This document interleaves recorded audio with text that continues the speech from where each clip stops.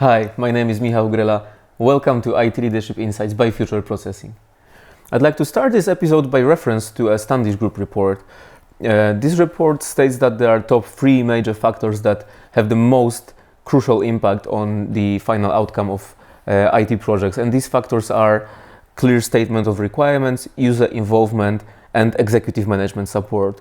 But before we'll take a deep dive and delve into details, let me introduce my guests today, Daria and Paweł. It's great to have you here. Please tell us something more about yourself. Thanks for having us. I manage the analysis and design department at Future Processing. It's a team of extremely creative and highly skilled professionals from area of user experience design and business analysis. We help our customers with their digital product design, sometimes the whole service design. On the other hand, we support projects delivery by requirements engineering and user experience design. I work for the project management office at Future Processing, where we monitor our projects, continuously work on improvements for our delivery process, also introduce changes to our organization, and developed our project managers and team leaders. Thank you. Let's start this discussion with the first factor mentioned in the report, meaning the clear statement of requirements.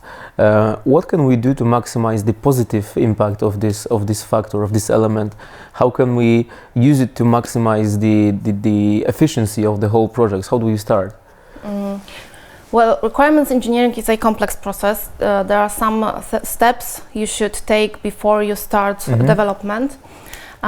First of all, you should build a solid foundation for detailed requirements engineering. I mean, you should bring answers to key questions such as what benefits do you expect from your project? How will you measure them? What are your business objectives? Are they clearly defined? What are key dates? What's behind them? And so on. All of this should be summed up and shared among all your team members if you want them to start developing your project in the right direction just from the beginning. Next thing important to do is stakeholders analysis. You should distinguish groups of people who has an impact on your project outputs, or people who your project impacts too. Yes, and this stakeholder analysis is part of the project management in general methodology, and in Standish Group Report there is also the third factor is support from the executive management. Yeah. Yes, so we also include stakeholders plus the stakeholders from the customer organizations, from the people who have any influence on the project and will benefit from this project. Moreover, the stakeholder analysis also gives a feeling for the development team and further phases of the project, that they know the stakeholders, they know who play what role in the system, who benefits from the system, etc. And how to communicate with them. And it's an important thing that it make the communication easier. From requirements engineering perspective, we basically need a group of key stakeholders. I mean, people who have the proper knowledge and authority to give us pieces of information for requirements engineering and also make the key decisions for the projects. If you have that right people in your project, you can start with dealing with requirements. Usually we start with a high-level vision of future solution and then dive deeper into details. From now on, you can proceed this requirements engineering in a few different ways, depending on, for example, project methodology. Oh, I'm glad that you brought that up. 2 most popular methodologies, the Agile versus the Waterfall. How does each of these methodologies, how are they affected by this approach? Starting with Waterfall methodology, it has its drawbacks especially in terms of reacting to changes in business environment. But of course, sometimes you need fixed budget for the project, and in such situations, you need to discover as much requirements as possible before you start development. To do that, we usually work iteratively with our key stakeholders by conducting workshops where we dive deeper into details, and it's extremely important at this stage to have a good understanding among the participants. To do that, we use visual methods of representing information that was agreed during the meeting, such as drawing a business processes, preparing a map of requirements, drawing a use case diagrams, and also paper prototyping. If you have all those information, you will have an input for requirement specification, which then you can use as a attachment to RFI. And if the requirement specification is not clear enough or not detailed enough, you will get the answers with either unnecessary buffers for unknowns or with a narrowed down scope, which obviously won't answer all your business needs.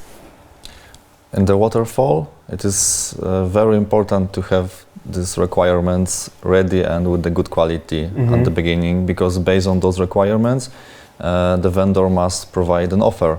So better requirements results in a better offer, more accurate offer, also with better plan and schedule for the project. Also, Daria mentioned about the meeting workshops with all the stakeholders that results in also the stakeholders analysis. But during those meetings, there are many discussions about the whole project. So you can use insights from these meetings to risk management, to the stakeholders analysis, maybe some other part of the project management. That's about Waterfall, but it is the Agile that's the most popular way of managing projects. What about it? Yes, Agile is nowadays common way to delivering business value to the customer. The major two important factors in Agile are adapting and accepting the change. And in this approach, the business analyst prepares backlog for the first one or two sprints, and also the business goal, the high-level plan and business let's say roadmap for the project, and which is later used by the development team. And during the development cycle, the BA is still in the process and works continuously work on further requirements. So in this approach, you can start right away. Just prepare this backlog for the first sprint and continue development. Thanks, Daria. Before you've mentioned that this clear understanding and speaking the same language is very important. How do we ensure that? How do we make sure that everybody speaks the same language? How do we ensure that all of these requirements are well defined and translatable? Yes, the first aspect can be the understanding during the workshop I mentioned before, and improving it by using as much as possible visual methods.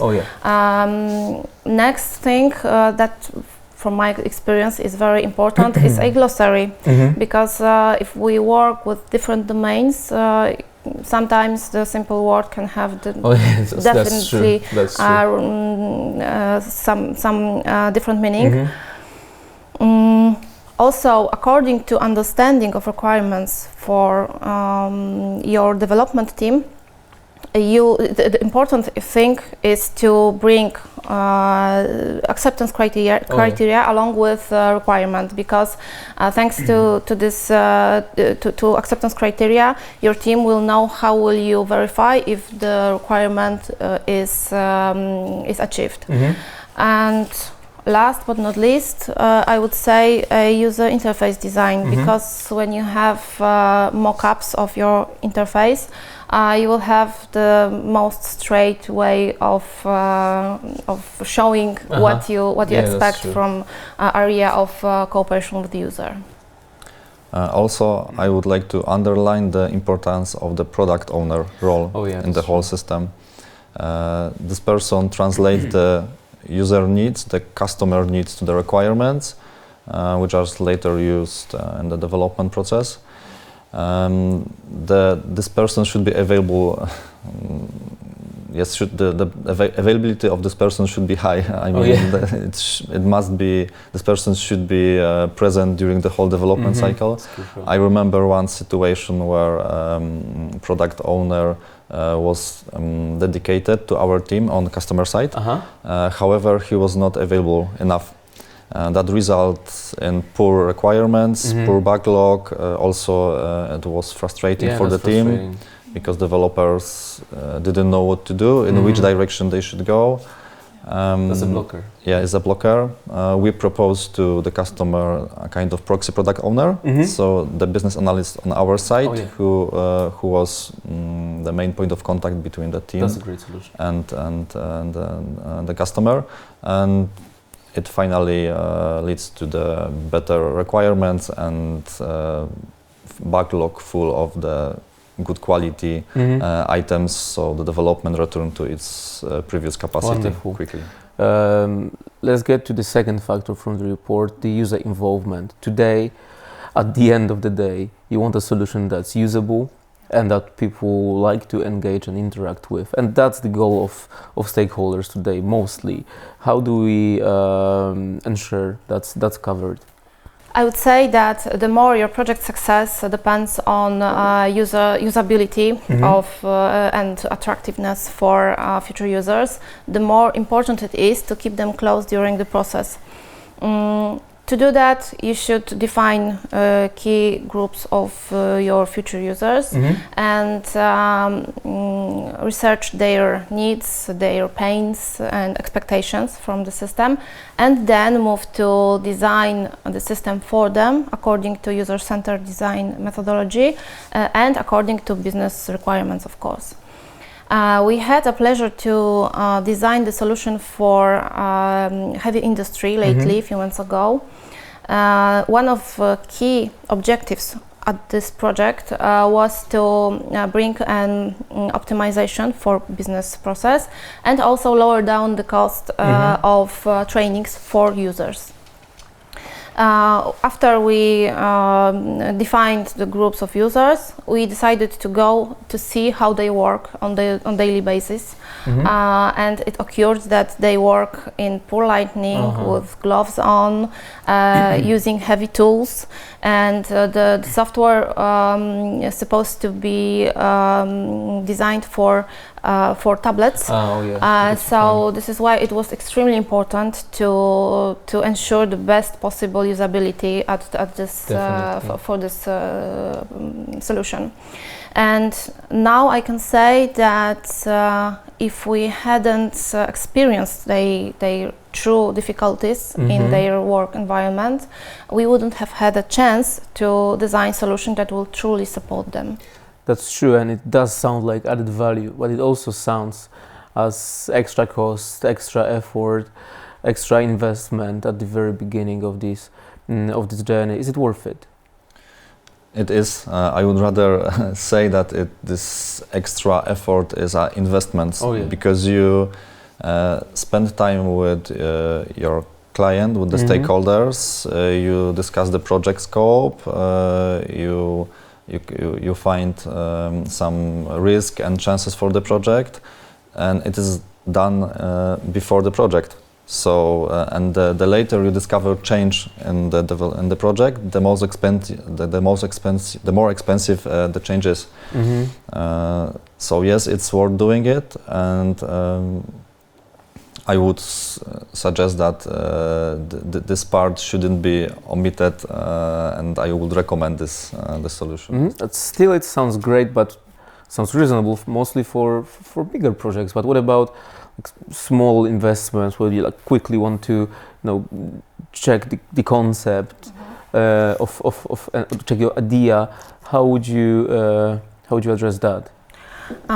In such challenges and projects where you have smaller budget for at the beginning, we recommend conducting a small workshop where you just discover the high-level vision for the future solution and define the MVP, which stands for minimum viable product, which is a core functionality for the future solution. And at this workshop, you can dive deeper only into requirements only in area of this MVP. It's interesting that you don't have to involve development team in order to create a proof of concept, because if you have user experience designer in your team, you can prepare a clickable prototype, interactive, that will give you a look and feel of future solution, and you can take it and have a feedback from your investors and from the market. Okay, but what can go wrong? What are the risks? Well, one of the biggest threats is, for example, not involving a key stakeholder. You can miss someone who should be included in your team. What else? Well, the requirements, it shouldn't be locked and kept only in documents. You should talk about them and develop them if you want to have a good understanding along the project. Okay, and what are the benefits? The benefits, you have clear and understandable requirements. You have some insights for further project management, like risk management, stakeholder analysis. Also, you could have a more accurate plan and schedule. If you ask the vendor, he should be able to provide more accurate details about the project. And the workshops, those meetings, the time spent together builds positive attitude and loyalty from the stakeholders. So they feel important because you ask them for their opinion. Later on, it makes the communication easier with them, with the development team. And there's this feeling of being in this together a bit. Yes, yes. What would be your best piece of advice for those who are considering this approach? If you consider running an IT project and you need a company that will develop it and deliver it for you, you should look for a company who will be your IT partner, not only supplier. I mean, the organization that will care about the business value you are expecting from this solution, because having such partner, you will also have a advisor in terms of technology and achieving your business goals. My advice, if you decide to go with that approach, do not treat this phase only as an input for specification. Use all those workshops, those meetings, and other activities as insights, as input for further project management. So it's fair to say that better attention to requirements translates into better understanding of these requirements, and this then translates to more efficient cooperation in the team, and at the same time lower costs and less rework. Yeah, of course. Wonderful. It was very, very insightful conversation. Thank you for joining us today. Thank you. Thank you. And thank you, our viewers, for watching this episode of IT Leadership Insights. If you have found it useful, please don't hesitate to share it among your social network. And please do drop us a line if you would like to have a topic covered in one of the future episodes. That was IT Leadership Insights by Future Processing. Thank you.